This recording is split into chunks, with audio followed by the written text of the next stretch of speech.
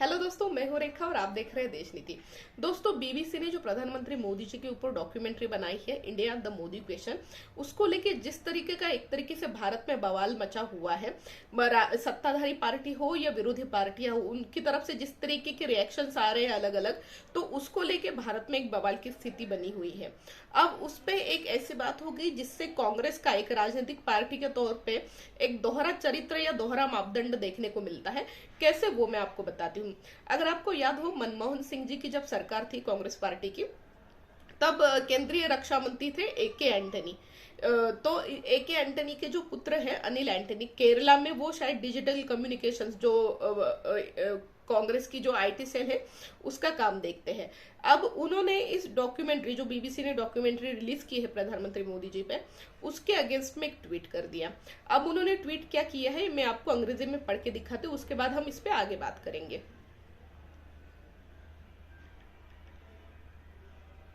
उन्होंने लिखा है, despite large differences with BJP, I think those in India placing views on BBC, a state sponsored channel with a long history of India prejudices and of Jack Straw, the brain behind the Iraq war, over Indian institutions is setting a dangerous precedence, will undermine our sovereignty.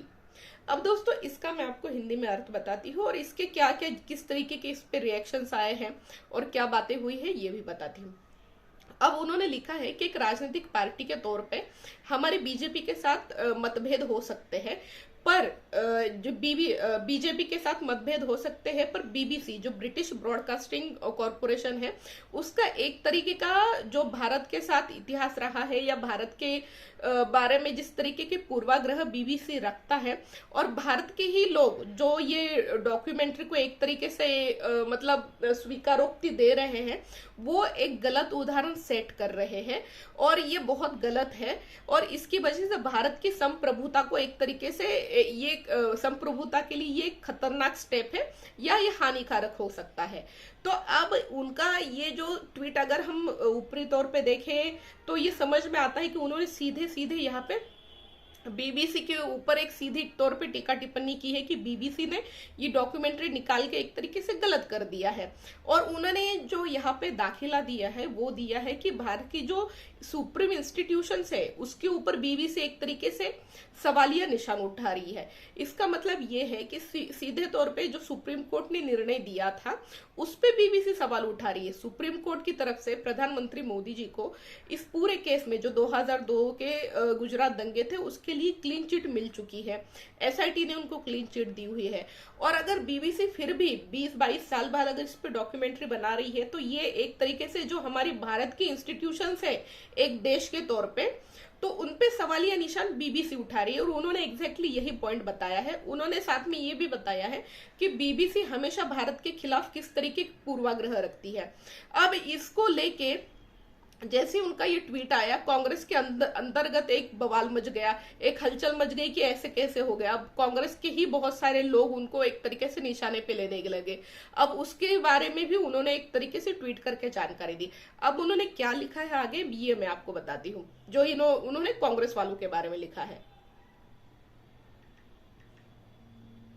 A lot of things happened in last 24 hours, especially from certain corners of Congress, have hurt me a lot. After my tweet, I was getting threat calls and hate messages all through the night. अब जैसे ही उन्होंने ये tweet किया कि ये BBC ने किस तरीके से एक गलत ये किया है डॉक्यूमेंट्री बना के प्रधानमंत्री मोदी जी पे, तो पूरे एक तरीके से कांग्रेस के अंदर से ही कुछ लोगों के उनको कॉल्स आना शुरू हो गए। जिस तरीके से उन्होंने बताया कि पिछले 24 घंटे में जैसे ये ट्वीट प्रसारित हुआ बीबीसी के बारे में उनका, तो 24 घंटे के अंदर बहुत सारे कॉल्स मैसेजेस आने लगे और उनको एक तरीके से धमकाया जाने लगा। अब आप एक बात यहाँ पे समझ लीजिए कि अगर कांग्रेस के अंदर, और उन्होंने ये जिक्र किया है अपने ट्वीट में कि कांग्रेस के अंदर से ही लोगों ने उनको डराया धमकाया है और अपना ट्वीट वापस लेने के लिए एक तरीके से दबाव बनाने की कोशिश है। आपने जो कहा है बीबीसी के बारे में ये बिल्कुल गलत है, ये इस तरीके की एक धारणा। अब इससे क्या समझ में आता है दोस्तों, बहुत सीधी बात है कि कांग्रेस एक तरीके से मतलब जो ये बीबीसी ने डॉक्यूमेंट्री बनाई है उसका समर्थन कर रही है। और समर्थन अगर कर भी रही है, सिंस वो मोदी जी के खिलाफ एक डॉक्यूमेंट्री बनाई गई है, तो एक राजनीतिक पार्टी के तौर पे अगर कांग्रेस इसका समर्थन करती है तो इसका सीधा सा मतलब ये है कि कांग्रेस सुप्रीम कोर्ट से जो निर्णय आया है उस पर सवालिया निशान उठा रही है। मतलब बीबीसी और कांग्रेस पार्टी की जो एक भूमिका है वो तो सेम हो गई। ये आप बात समझ रहे हैं ना। तो उसी बात पे अनिल एंटनी जी ने एक सवाल उठाया एक तरीके से, और उन्होंने कहा कि ये वही लोग हैं जिनके साथ मैं इतने सालों से काम कर रहा था, एक तरीके से उनके कहने का ये मतलब था, और आज वही लोग इस तरीके से मुझे डरा धमका रहे हैं। और ये मतलब मैं सोच भी नहीं सकता इस मामले में। आगे जाके जब ये सारी बातें हुई तो उन्होंने कांग्रेस में से अपने जो सारे पद थे उन सारे पदों से अपना इस्तीफा दे दिया, और एक तरीके से ये पूरा बवाल जो है अब यहां तक आ पहुंचा है। अब आप ये सोचिए कि कितना ज्यादा उनको प्रेशराइज किया होगा या धमकाया होगा कि उन्होंने अपने सारे पदों से इस्तीफा दे दिया। पर उन्होंने सीधे तौर पे ये बात भी कही कि मैं अपनी भूमिका से नहीं हटने वाला हूं, मैंने जो कहा है मैं उससे पीछे नहीं हटूंगा, और सीधे तौर पे उन्होंने अपने सारे पदों से इस्तीफा दे दिया। अब यहाँ पे ये बात समझिए दोस्तों कि जिस तरीके से अभी ये जो दिग्विजय सिंह वाला जो मसला हुआ था, जब उन्होंने सर्जिकल स्ट्राइक पे अभी सवाल उठाए थे, इसी हफ्ते 7-8 दिन पहले की जो बात है, तब राहुल गांधी जी ने एक बात कही थी कि हमारी पार्टी में इंटरनल डेमोक्रेसी है और किसी को भी कुछ भी बोलने का अधिकार है, हम उन पे कोई एक्शन वगैरह नहीं लेते हैं। पर यही बात क्या यहाँ पे अनिल एंटनी के लिए सीधे तौर पे लागू होती है? क्योंकि उन्होंने भी एक बात कही है, और अगर आपकी पार्टी में इंटरनल डेमोक्रेसी है जैसा आप कहते हैं, तो उनको भी उनकी बात रखने का अधिकार है। आपके पार्टी से ही कुछ लोग अगर उनको डरा धमका रहे हैं और उनको अपने पदों से इस्तीफा देना पड़ रहा है, इसका मतलब क्या है? तो आपकी पार्टी में दो अलग अलग विचारधाराएं एक साथ नहीं पनप सकती है क्या? आप कह तो रहे हैं कि इंटरनल डेमोक्रेसी है, मतलब ये इस तरीके की बात है दोस्तों। तो सीधे तौर पे देखिए ये कांग्रेस पार्टी का एक तरीके से दोगला चरित्र, कि एक आप कह रहे हैं कि नहीं पार्टी में इंटरनल डेमोक्रेसी है, सबको अपनी बात रखने का अधिकार है और हम किसी पे एक्शन नहीं लेते हैं, और सीधे तौर पे दूसरी जगह जब अनिल एंटनी ने अपनी बात कही है, जब बीबीसी ने जो डॉक्यूमेंट्री निकाली है उसके खिलाफ ट्वीट कर दिया, तो 24 घंटे के अंदर उनको इस तरह के फोन कॉल्स मैसेजेस आने लगे कि उन्होंने सीधे तौर पे अपनी भूमिका से बिल्कुल ना हटते हुए अपने सारे पदों से ही इस्तीफा दे दिया। तो यहाँ पे एक बात क्लियर आप समझ लीजिए दोस्तों कि ये कांग्रेस का यहाँ पे स्टैंड क्या है।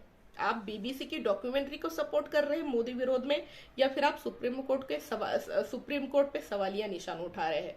और दूसरी बात यहाँ पे ये उठती है कि आपकी पार्टी के अंदर आपके ही नेताओं को अगर मतलब बोलने की, भले ही आप के पार्टी के जो विचारधारा है उस लाइन से हटके अगर वो कुछ बोल देते हैं तो क्या उनको डराया धमकाया जाएगा?